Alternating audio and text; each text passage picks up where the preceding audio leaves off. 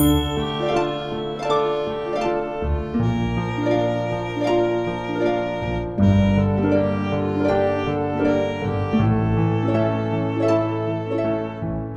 I always liked boats. I mean, I grew up on an island, so I was always surrounded by boats, but I don't have a lot of experience on boats, except for just this one experience. Mm-hmm. And when was that? That was not last winter, the winter before. So that was, what, 2020? No, 2019. Yeah, 2019. Between November and December. Mm-hmm. And what was the boat like, and how far did you go with it, from where to where? Yeah, so the boat was an old schooner, built in 1921. So very true to the original, very little has been changed. Completely wooden, 2 masts, about 12 sails, 28 meters long. And yeah, she's a real beauty. She used to transport marble around the Mediterranean, picking it up from Italy and then distributing it. But now she's used mostly for tourist trips and diving trips.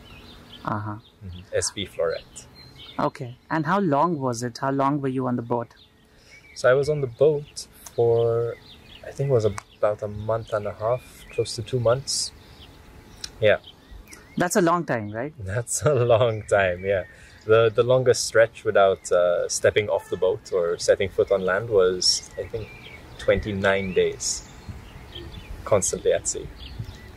And how different is it being on a boat compared to being on the land? Because essentially you are on hard... I mean, in terms of just the mechanics of it, because essentially you are standing on a hard surface in both cases. So. No, it's a very valid question, and there's a lot of different examples I can give that illustrate just how different it is to be at sea. But the first one,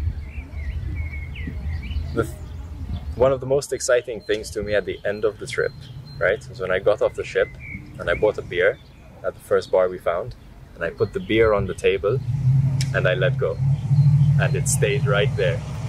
That's how different it is being on a ship. You cannot let go of your beer on the table on the ship. No, and even just down to the way you walk. You can't walk upright normally, casually. No, you need to shift your weight from leg to leg depending on how the ship's tilting. Even from sleeping, you kind of brace yourself in a corner just in case you're going to roll out of the bed in the middle of the night. Sleeping patterns are different. Most sleeps I had throughout this trip were about 3 hours in duration. But that's because of the ship runs 24/7, so you're on a rotational shift. It doesn't give you very much time for a long sleep. So you were on the boat for a really long time, on the ship for a really long time. Mm-hmm. And it was very weird, like in terms of the biomechanics of it. Did you feel extra weird? Was it extra difficult initially, and did your body did you start getting used to it after a while, and when was that? Mm-hmm. So it really didn't take me that long to adapt, I have to admit. Even in terms of seasickness, a lot of other people on the ship, especially the first week, I mean, the sea conditions were a bit rough in the Mediterranean as well. This is November, so it's not exactly calm seas. And yeah, quite a few had to take a few days out where, you know, they were puking, they were feeling really weak, they couldn't keep up with the constant motion and the short sleeping patterns. But yeah, I have to admit, after a few days, my body just kind of accepted that, okay, this is going to be a reality for the next month, so get with it. I did notice I was eating about twice as much as I normally ate, and I think it's just because of all the energy I was burning just to, you know, keep going for that long. But yeah. Mm-hmm. And how many people did you say were on the boat along with you? We were 23 people, give or take a few, because I'm not entirely sure. 23 people, and how many days? In total, it was a crossing of about 38 days, 39 days. Uh-huh. So 23 people, 38 days, 3 meals. Was the ship big enough for to be able to contain those many meals, or those many or that much food for those many meals? Yeah, it's difficult to wrap your head around, but yes. And definitely kudos to the first mate, Nicole, who is the wife of the captain. And she is just a logistical queen. So before we set sail, she already had a meal plan for the whole trip. She already estimated how many kilos of this and how many tons of mayonnaise, for example, and yogurt. So we actually had fresh fruit and vegetables right up till the last week of the journey, which was incredible. We ate the last fresh lettuce leaf 1 week before reaching land.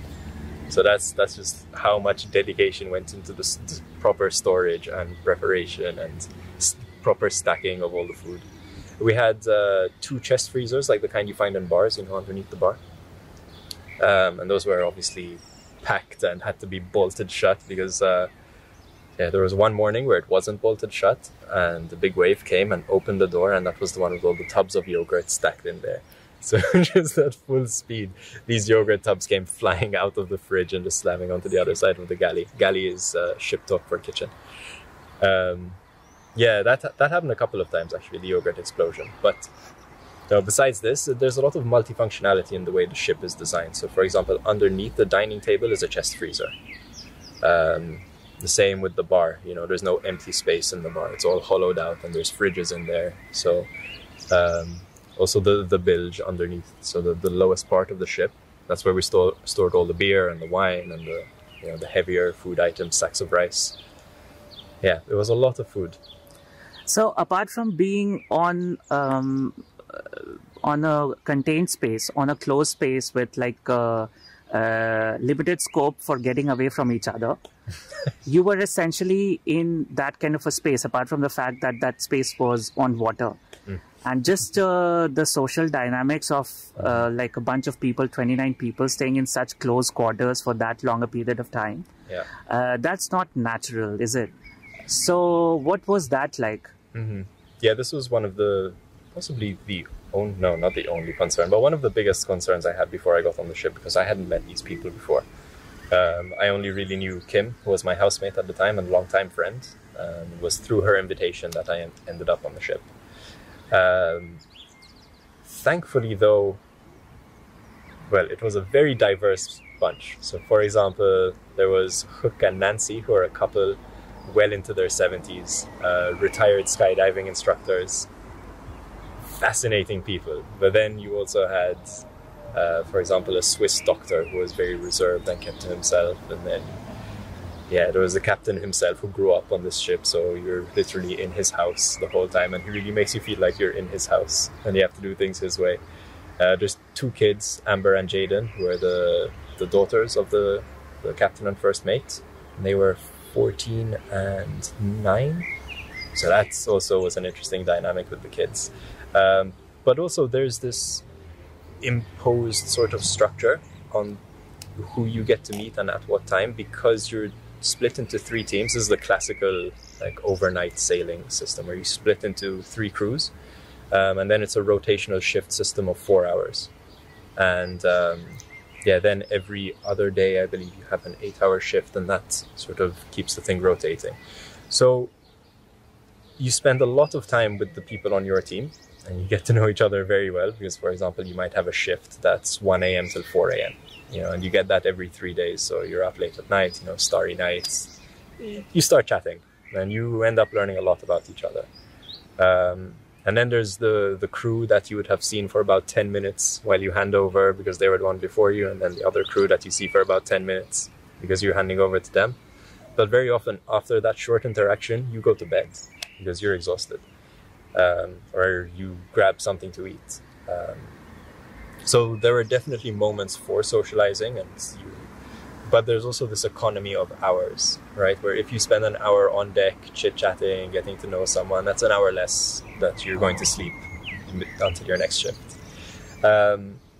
Which also probably helped, because you're not overexposed to each other, because everybody does have this priority of, I need to get some sleep. So there isn't this sort of forced socialization, like, oh, I'm trapped at a table literally with these people for hours. There's nothing like that. So I think even though it's a small space, it felt a bit bigger because of this temporal difference in people's patterns. Interesting. Yeah. So friendships were struck. Yes. Did fights also break out? No, not a single one, except maybe between the husband and wife, the captain and first mate. But that was, that was more, running the ship related. They're two very strong-headed people, and they both have very good ideas, and sometimes picking between those two ideas is a bit of a challenge. But between the actual crew, no, we all got along really well.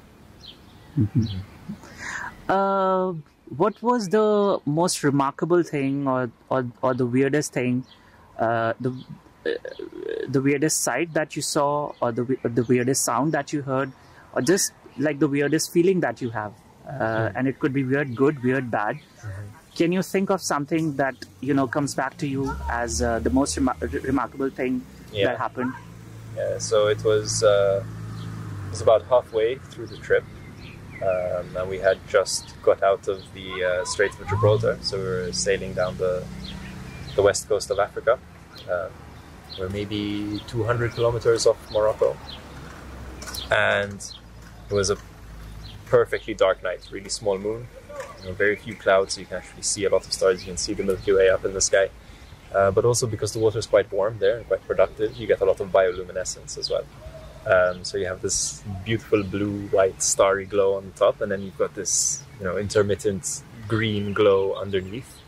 So they're not really reflecting each other, but you've got this kind of sandwich of glows above and below you. And at one point, a couple of dolphins came and swam up by the ship. So as they're disturbing the water, they're also churning up the bioluminescence, so they get covered in this green aura as they're moving through the water. And they're jumping over the bow, and just these green splashes coming up, and that was really incredible to watch. It was really difficult to believe that you're actually seeing this and you're sober and everything's okay. This is actually happening, because it's bordering on the psychedelic at that point. It's late at night, you haven't slept much. I swear the dolphin is glowing green. Yeah, just the incredible experience. I'm happy other people were there to verify what I was seeing. And that was the moment you became friends with the ship tiger? Yes, and that's when me and the tiger started to get along. Did you have to be frugal on the ship, like with respect to how much you ate, how much you consumed stuff? Yes, there was rationing of the fresh fruit and vegetables. Also, portion size was closely monitored. Who was monitoring the portion sizes? That's Nicole. That's the first mate. She was really the kitchen queen, and everything needs her stamp of approval. For example, if an apple goes missing, that is enough of a reason to call a crew meeting.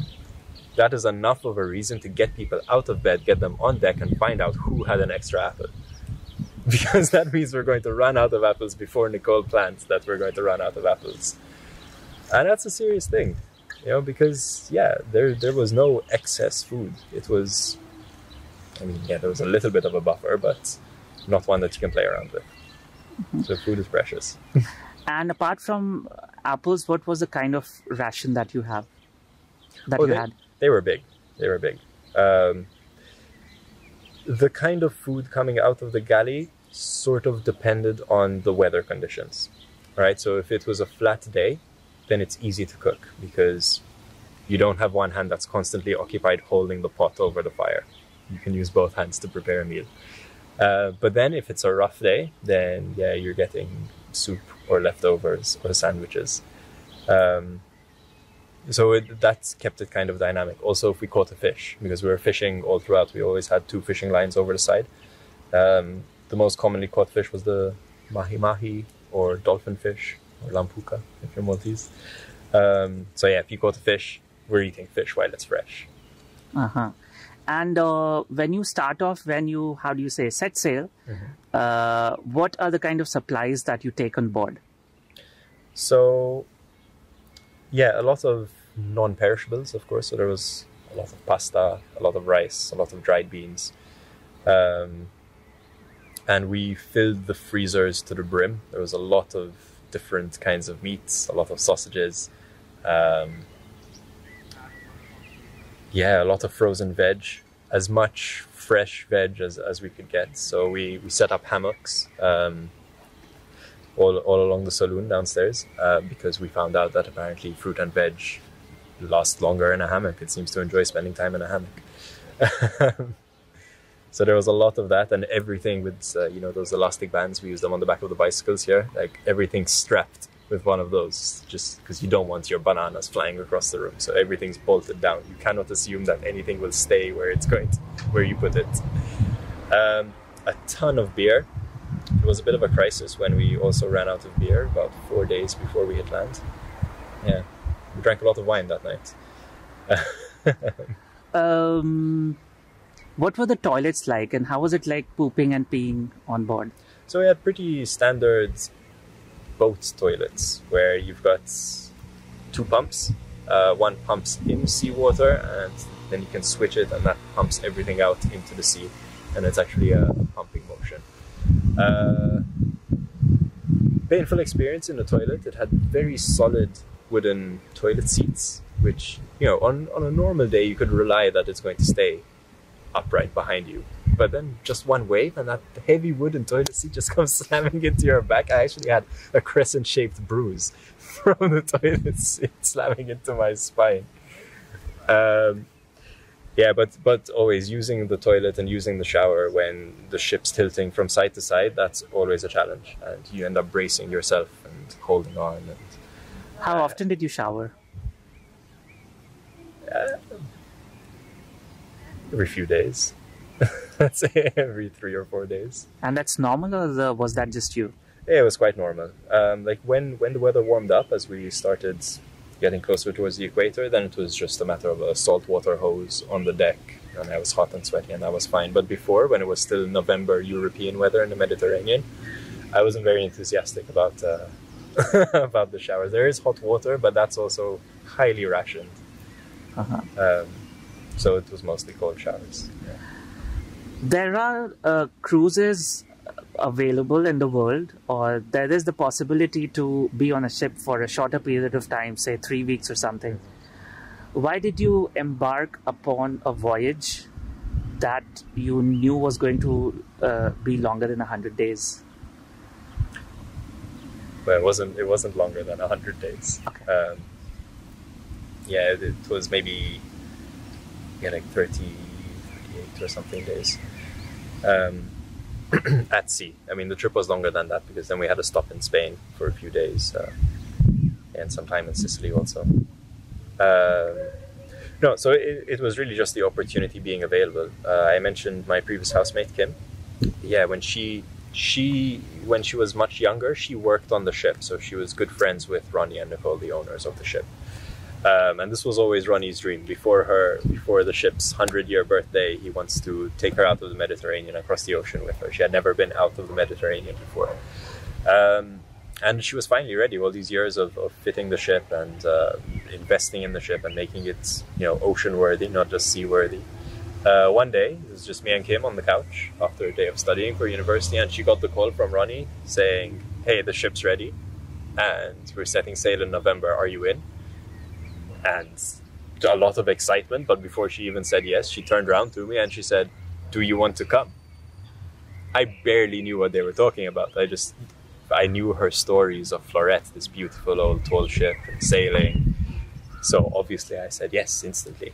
And it was only, I believe, about an hour later where I realized, like, oh, for an ocean crossing, right, to the Americas, right. But I couldn't see any reason to turn it down. I mean, I trusted Kim. She wouldn't have invited me if it was going to be a nightmare. And yeah, no regrets. I learned a lot. I had to learn a lot very fast. That first week was intense. But after that, it was just a beautiful experience that I'm really happy I got to do. Would you do it again? Probably not. Why? You liked it? I did like it. But it was hard. It was hard. It was a lot of manual labor, a lot of carrying heavy things, a lot of climbing up the mast in rough weather and pulling in the sheets, a lot of disrupted sleep,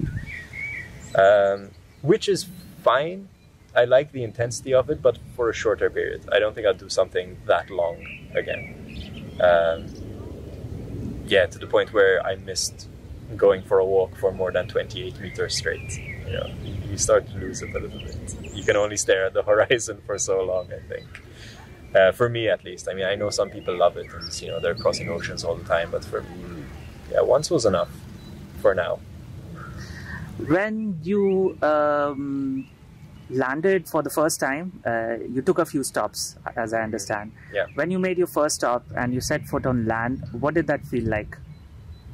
That was a massive, huge relief, because we had been fighting storms for about a week straight. I don't know if you remember, well, it was in the Mediterranean, but yeah, it was a particularly bad year in the Mediterranean. There were a couple of, it's called medicanes, so it's a Mediterranean hurricane. So I hadn't had much sleep at all. I was exhausted. Everywhere was aching from the like managing the sails in storms is exhausting. It's a lot of upper body strength and lower body strength in keeping you anchored onto the ship. It's a lot of stress, a lot of shouting. Functional shouting though, not aggressive shouting, just shouting because you literally need to project your voice over the storm to the other side of the ship. So we had just been through a lot. It was my first sailing experience, and I'm thinking, like, oh my god, it's all going to be like this. I might not make it, but there's no choice. Once you're out there, you can't bail. You're not going to row yourself back. So it was a huge relief. We were supposed to go to Gibraltar, but the storm had moved to an area that made Gibraltar inaccessible to us. So we stopped in Cartagena, south of Spain, which was completely fine with me. You could have stopped me anywhere and I would have been thrilled. And copious amounts of tapas were consumed. And after a 3-day stop and restocking the fridges and everything, we were ready to set sail again. And mentally, I think I was ready as well. Everyone assured me, like, no, it will be fine in the ocean. It's not going to be like this. It's not winter there. And they were right. It's true. Once we got through the straits, it was, I'm not going to say plain sailing, but it was much easier sailing. And that's the Straits of Gibraltar. Yeah, Straits of Gibraltar. Yeah. What were some of the things that you did on land that you were not able to do when you were on a boat? Go for a walk is one of them.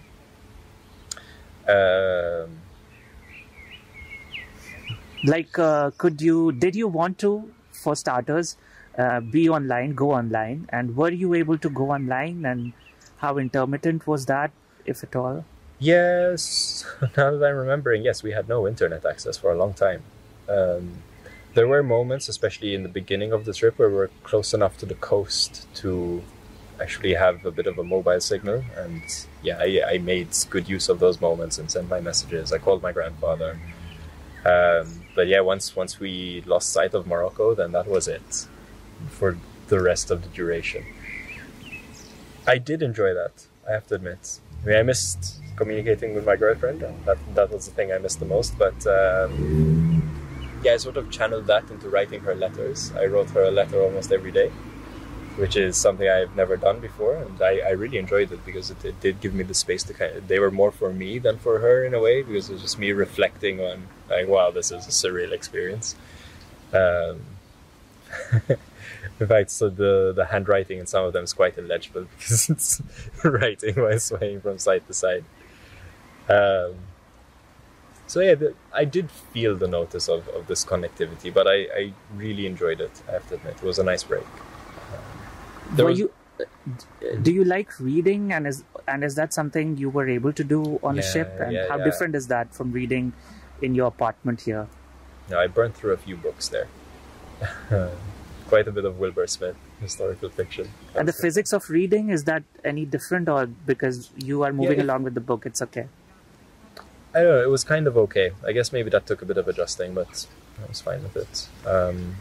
Also, reading on the deck, there's a lot of places where you can kind of lie down and lounge a bit, so I guess if you're lying down, it's not so bad. But yeah, I read a couple of Terry Pratchett books. That was sort of a fun little magical world to escape to, and then Wilbur Smith, which is super dramatic, historical fiction. So the books were nice. They were a bit of an escape from the monotony of the experience, I have to admit, because once the sailing stops being difficult, then it does get a bit monotonous. You know, even within your own 4-hour shift, there's just not so much to do. There's no ships around. You know, the wind hasn't changed in the past 4 hours. The sea is pretty flat. So you can sneak in a cheeky bit of reading there. Mm-hmm. And also, you know, even if you do have a bit of an intense shift, doesn't mean you're ready to sleep, even though you have another shift coming up. You know, you might not be in the right mood to sleep, and books were really good for that. A lot of books, a lot of playing cards, but even playing cards, the elbows are involved because you have to hold the cards on the table. But yeah, I'd say one of the biggest things to adapt to is that you just can't trust objects anymore. Objects have their own agency when you're on a ship, unless you're magnetizing them or bolting them down, then they're going to be moving around. Uh-huh. And when was the last time you sort of disembarked? When was the last time you made landfall? So that was in the port of Grenada, the island in the Caribbean, and that was pretty incredible. We had arrived, it was very early morning before sunrise. We had all the lights on the ship, so the harbour people could see us and come and check us out. And yeah, as soon as we switched on the lights, we looked down into this Caribbean water, and already there's squids flying, swimming about. There's bats flying over the sea, and it's just this warm weather, and you can tell that the water underneath you is warm, and it's got this greenish tinge to it instead of that super deep blue that we got used to for all those weeks. Somebody playing cymbals in the background that you cannot see. No, there was none of that, at least. Yeah, then just the slow, challenging maneuvering into this small harbour. But yeah, besides the people who actually had to pay attention while we were doing that, the rest of us were just so excited. You know, just these green mountainous islands all around us. You know, after such a journey, it's just an incredible feeling. Wow, we made it. We've crossed an ocean, and there's a bar right there, and we've been out of beer for a week. And how long after you sort of got off the ship that you turned around and took a look back at the ship? Not till I had a beer in my hand, which didn't take very long. Well, no, there was the visa to sort out, so we had to stay on the ship until, you know, it's just the first mate who left with all our passports and hopefully came back with visas for us, which he did after about 2 hours. But yeah, once I got off the ship, I stopped thinking about the ship, and it was all just about being on that Caribbean island and making the most of it. Also, I had a lot of time pressure though, because the crossing took quite a bit longer than we thought because of all the time we spent in the Mediterranean, like just running away from storms. You know, I had to change my flight, which I managed to do as we passed the Canary Islands at sea. We passed by the island just long enough for me to get on the phone and change the date of my flight. And luckily we made it in time for my next flight, but only with 3 days to spare. Or 4 days? 3 days. So it was pretty rushed for me, like really make the most of it, because it took me over a month to get here. So let's see what they've got. It's beautiful, the sulfur springs and, you know, volcanic sand beaches, and then on the other side white sand beaches with the coral reefs. Stunning place, really nice. What did the flight back feel like? So the flight back was it was a bit surreal. There were some mixed feelings. I mean, obviously, it felt pretty stupid that, you know, after taking so long to get to the island, after just 3 days I'm on a plane leaving it. It was a bit difficult to come to terms with that, but there was a lot happening back home as well. It was Christmas time. We had just spent Christmas over there. So it was the first Christmas that I spent away from my family. So, you know, I felt that. Also, the 26th of December was my girlfriend's birthday, and I had just missed that. So yeah, there were things that I was looking forward to getting back to and catching up with family and everything. But then I knew that I was due to meet my family in Slovenia in the Alps in a few days. So it was going from plus 30-degree tropical weather to frozen -5 snowy Alps weather, which I wasn't too thrilled about, but yeah, it's family and they're good company, so that's fine. So it was this mixture of, oh my god, that was amazing, why am I leaving, but I can't wait to go see everyone. And they kind of compensated each other to just give me this sort of satisfied, floating through it feeling where, okay, that happened. What kind of changes has the voyage had in how you lead your day-to-day life, your daily routines? Has that changed you as a person? Does that sound like a cliched question? Do you romanticize the boat life, or are you indifferent to it? Mm-hmm. I definitely don't romanticize it. I think one of the things I took away from it was a newfound respect for these old sailors and explorers, 1600s and all that. It was tough. It's a tough life being out there. It's a lot of hard work. It's satisfying. It's a beautiful way to live, but it's not for me. I like having my feet on solid ground. And in terms of some breakthrough takeaway from the whole thing, I don't think so. A lot of time to meditate and reflect. I spent a lot of hours watching sunsets, watching sunrises, watching the waves disappear into the horizon. So that was very nice, but I don't think the outcome of it was particularly life-changing. It's just a collection of really nice memories. Uh-huh. What's the next crazy thing you're going to do? What's the next thing you're going to do that you have not done before? Have you thought about that, or? I haven't given that very much thought, but all those conversations with Hook and Francie, the skydiving instructors. Skydiving seems pretty interesting, but you're not going to skydive for 30 days in a row. But no, in general, I'm enjoying my peaceful life with the odd trip to East Africa through work. Cool. That's enough excitement for me. Thanks a lot, John. Thank you. Thank you.